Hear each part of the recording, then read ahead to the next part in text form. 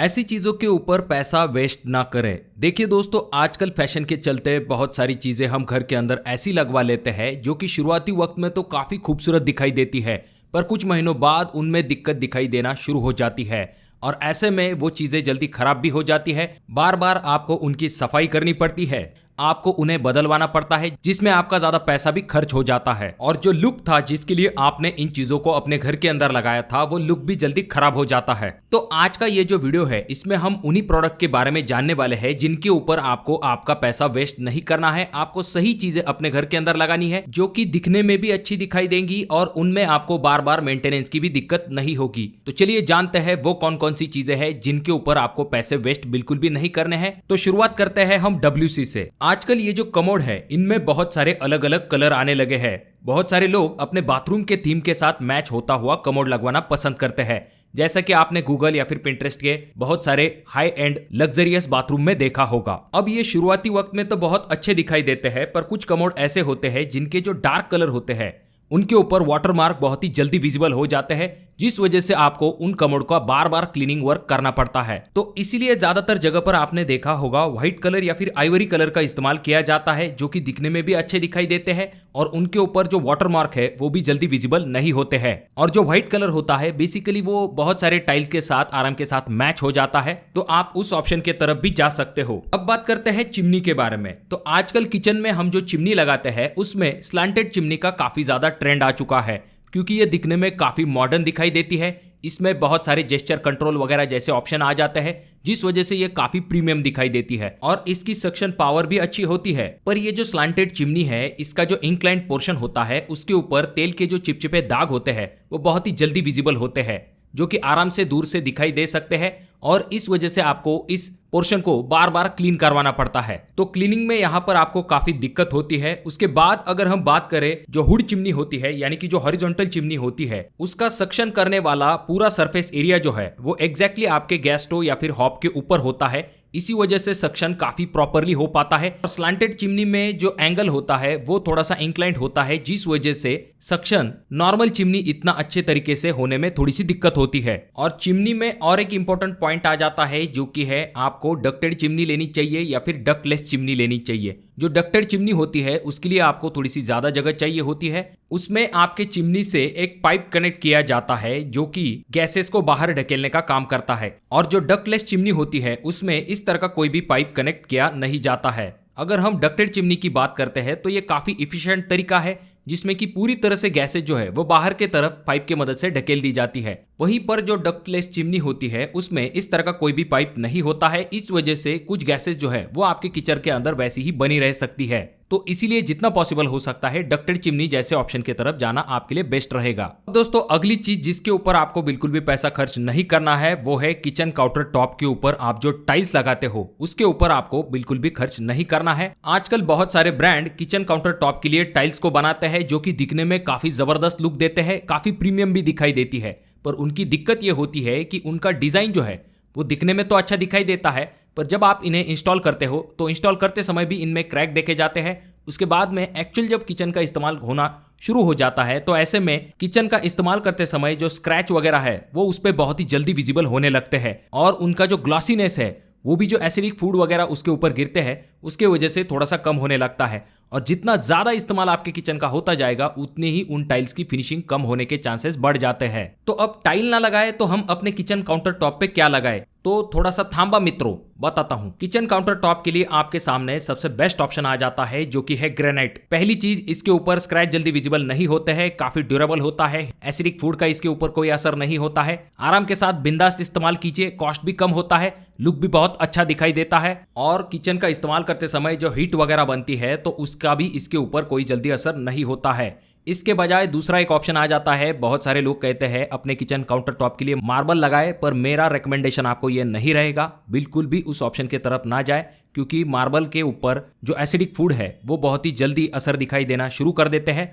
और ये ग्रेनाइट के कंपैरिजन में थोड़ा सा पोरस होता है। इसीलिए मार्बल और जो टाइल्स है उन्हें आपको आपके किचन काउंटर टॉप के लिए जरूर अवॉइड करना चाहिए। और किसी कारण से अगर आपको ग्रेनाइट नहीं लगवाना है, थोड़े से ज्यादा पैसे है, तो ऐसे में आप जो है क्वार्ट्ज जैसे ऑप्शन की तरफ जा सकते हो, जो कि डेफिनेटली बहुत सारे मॉडर्न डिजाइन के साथ आपको मिल जाता है, बहुत ही लग्जरियस लुक ये भी देता है। पर अगर हम ग्रेनाइट से इसका कंपैरिजन करते हैं तो थोड़ा सा ये ग्रेनाइट के कंपैरिजन में कम हीट रेजिस्टेंट होता है। इस बात को भी आप ध्यान में रखें। बाकी मेरी ना तो ग्रेनाइट की दुकान है ना ही ग्रेनाइट की खान है, जस्ट अच्छा प्रोडक्ट है इसीलिए मैंने आपको रेकमेंड किया है। अब यहाँ पर नेक्स्ट ऑप्शन आ जाता है जो कि है पियानो सिंक या फिर जिसे वाटरफॉल सिंक भी कहा जाता है। तो नो डाउट ये दिखने में काफी लग्जरियस और मॉडर्न दिखाई देता है और जिस तरह से लोग इसका इस्तेमाल करके वेजिटेबल या फिर बर्तनों को क्लीन करते हैं तो वो भी दिखने में काफी अच्छा दिखाई देता है। पर यह सिर्फ दिखने में ही अच्छा दिखाई देता है। एक्चुअल में जब हम इसका इस्तेमाल करने के लिए जाते हैं तो इस पियानो सिंक के कुछ डिसएडवांटेजेस है। जैसे कि सबसे पहली चीज तो ये आ जाती है कि इसका जो कॉस्ट है वो रेगुलर जो सिंक होते हैं उनके कंपैरिजन में इसका कॉस्ट ज्यादा होता है। उसके बाद में इसका इंस्टॉलेशन भी काफी डिफिकल्ट होता है। जो रेगुलर प्लम्बर है वो इन्हें आराम के साथ इंस्टॉल नहीं कर सकते हैं और अगर आगे चल के इसमें कोई दिक्कत हो जाती है तो उसका मेंटेनेंस करना या फिर उसे रिपेयर करना भी थोड़ा सा डिफिकल्ट हो सकता है और कॉस्टली भी हो सकता है। और इसमें आपको थोड़ी सी डेप्थ जो है वो भी कम मिलती है। और अगर हम बात करें इसमें भी स्क्रैच और स्टेन आने के काफी ज्यादा चांसेस बढ़ जाते हैं। और जहां पर ये जो सिंक होते हैं इनका ज्यादा इस्तेमाल होता है वहां पर इस पियानो सिंक को रेकमेंड नहीं किया जाता है। अब बात करते हैं गैस स्टोव वर्सेस हॉब के बारे में। आजकल आपने बहुत सारे मॉडर्न जो किचन होते हैं वहां पर देखा होगा कि हॉब को लगाया जाता है। क्या प्रीमियम दिखाई देता है। आपका जो किचन है उसमें ही ये इंटीग्रेट हो जाता है। सिर्फ आपको ऊपर के तरफ जो बर्नर्स है और जो ग्लास है वो दिखाई देता है, बाकी पोर्शन जो है वो अंदर के तरफ होता है। एक मिनिमलिस्टिक और क्लीन लुक देने का काम हॉब करता है। पर क्या ये प्रैक्टिकल होता है? तो नहीं। पहली चीज, हमारा जो नॉर्मल गैस स्टोव होता है उसका जो कॉस्ट है वो हॉब के कंपैरिजन में काफी कम होता है। हालांकि हॉब में आपको बहुत सारे फीचर्स मिल जाते हैं पर हॉब का जो कॉस्ट है वो ज्यादा होता है। उसके बाद हॉब का जो इंस्टॉलेशन है वो भी काफी डिफिकल्ट होता है। आपके ग्रेनाइट को डायरेक्टली कट करना पड़ता है, फिर जाकर आपका ये जो हॉब है ये फिक्स होता है। और आगे चल के अगर आपको हॉब चेंज करवाना है तो उसी शेप में, जिस शेप में आपने पहले ग्रेनाइट कट किया था या फिर आपका जो काउंटर टॉप कट किया था उसी शेप का आपको हॉब मिलना थोड़ा सा डिफिकल्ट होता है। तो ऐसे में आपको आपका पूरा ग्रेनाइट भी निकलवाना पड़ सकता है और इसका जो क्लीनिंग है वो भी डिफिकल्ट होता है। अगर हॉब के कॉर्नर में कोई चीज अटक जाती है तो उसे क्लीन करना काफी डिफिकल्ट हो जाता है। वहीं पर हमारा जो नॉर्मल गैस स्टोव होता है उसे आप उठा के नीचे की तरफ से आराम के साथ क्लीन कर सकते हो, यानी कि क्लीनिंग में कोई दिक्कत नहीं होती है। और जो बड़े बर्तन होते हैं वो अगर आप हॉब के ऊपर रखने के लिए जाते हो तो पीछे की तरफ अगर कम स्पेस है तो आप वहां पर हॉब को शिफ्ट नहीं कर सकते हो। अगर आपका गैस स्टोव है तो आप उसे आगे की तरफ लेके बड़ा बर्तन रख के उसके ऊपर कोई भी चीज बना सकते हो जिसमें आपको कोई दिक्कत नहीं होगी। और आजकल जो नॉर्मल गैस स्टोव है उसमें भी बहुत सारे अच्छे अच्छे ऑप्शन आने लगे हैं, बहुत सारी अलग अलग डिजाइन भी आने लगी है, तो आप उस ऑप्शन की तरफ भी जा सकते हो। हालांकि अच्छे गैस स्टोव या उनकी लिंक मैं आपको डिस्क्रिप्शन बॉक्स में दे दूंगा, चाहे तो आप वहां पर जाकर परचेस कर सकते हो।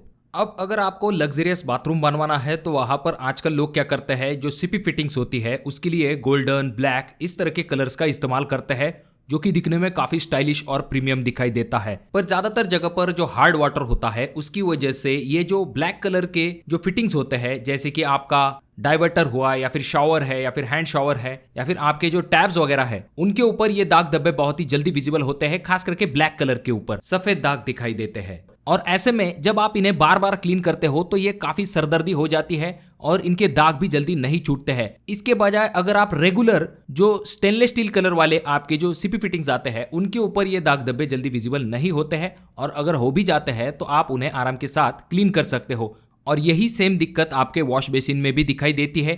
खास करके आपने देखा होगा कि जो ब्लैक कलर वाले या फिर जो बहुत ही डार्क कलर वाले आप बेसिन लगा देते हो तो उनके ऊपर जब पानी गिरता है बार बार तो आगे चल के उनके ऊपर भी सफेद दाग दिखाई देते हैं। तो इसीलिए आपको इस तरह के डार्क कलर जो है उन्हें जरूर अवॉइड करना चाहिए। अब जब हम अपने घर का फर्नीचर करवाते हैं तो वहां पर आपका बाथरूम हुआ या फिर किचन हुआ जहां पर ज्यादा मॉइस्चर या फिर पानी के साथ आपके फर्नीचर का कॉन्टैक्ट आने वाला है, तो वहां पर कुछ लोग जो है वो MDF या फिर HDHMR का इस्तेमाल करते हैं, जो कि काफी गलत होता है। ये काफी मॉइस्चर सेंसिटिव होते हैं, इसी वजह से पानी या फिर मॉइस्चर की वजह से ये जल्दी खराब हो सकते हैं। तो इसके लिए आपको क्या करना चाहिए, प्लाई का इस्तेमाल यहां पर करना है, जिसमें कि आप BW प्लाई का इस्तेमाल कर सकते हो जो कि मरीन ग्रेड का होता है, जो कि इस तरह के मॉइस्चर या फिर वाटर से कांटेक्ट होने वाले एरिया में इस्तेमाल करने का रेकमेंडेशन दिया जाता है, जिससे कि आगे चल के आपको तकलीफ नहीं होगी। अब बात करते हैं लिविंग रूम के अंदर जब भी हम सोफा लेने की बात करते हैं तो वहां पर हम डिजाइन की तरफ खास करके ध्यान देते हैं और जो फैब्रिक है उसे लाइट कलर का सिलेक्ट कर लेते हैं। खास करके बहुत सारे लोग आजकल जो वेलवेट कलर के जो सोफास होते हैं उन्हें लगवाते हैं, उनमें भी लाइट कलर के जो सोफा होते हैं उन्हें सिलेक्ट कर लेते हैं। अब ये शुरुआती वक्त में तो बहुत अच्छे दिखाई देते हैं, पर इनके ऊपर छोटे मोटे दाग धब्बे भी बहुत जल्दी विजिबल हो जाते हैं।